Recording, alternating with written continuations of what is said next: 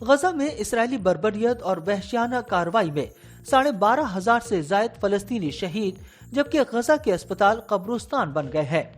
الشفا اسپتال کے قریب اسرائیلی فورسز نے فائرنگ اور گولہ باری کی، جس سے اسپتال میں امراض قلب کا وارڈ بھی تباہ اور تمام مریض شہید ہو گئے۔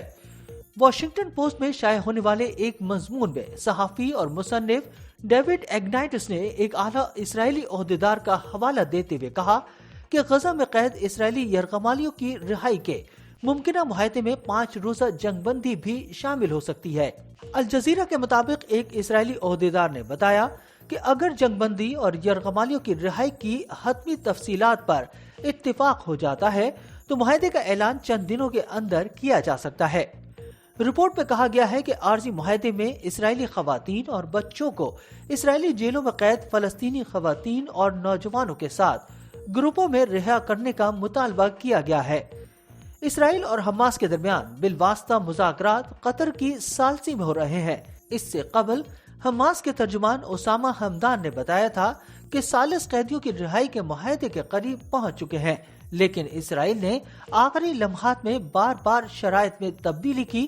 ان کا کہنا تھا کہ حالیہ معاہدے کے تحت اسرائیل 5 روز میں 50 قیدیوں کی رہائی کے بدلے میں 200 بچوں اور 75 خواتین کو اسرائیلی جیلوں سے رہا کر سکتا تھا۔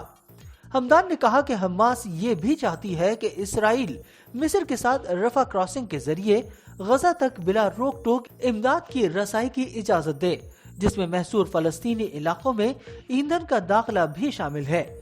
ادھر ایک آڈیو بیان میں ترجمان القسام بریگیڈ ابو عبیدہ نے اسرائیل سے 5 دن کی جنگ بندی کے بدلے 70 یرغمالی خواتین اور بچوں کی رہائی پر آمادگی ظاہر کرتے ہوئے کہا کہ ہم نے قطری ثالثیوں کو بتایا ہے کہ 5 روز کے دوران مکمل جنگ بندی اور ہر انسانی امداد کی اجازت ہونی چاہیے۔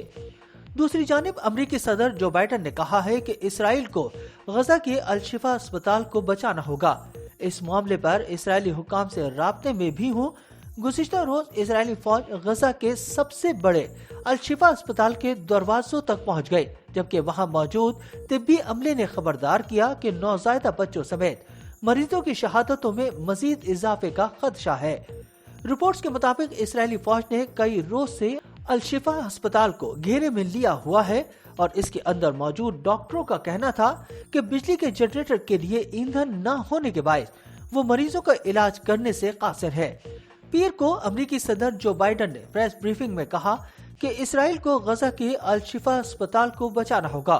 امید اور توقع ہے کہ اسپتال کے حوالے سے کم دخل اندازی کی جائے گی، جبکہ قطر کی مدد سے قیدیوں کی رہائی کے معاہدے پر بھی بات چیت جاری ہے۔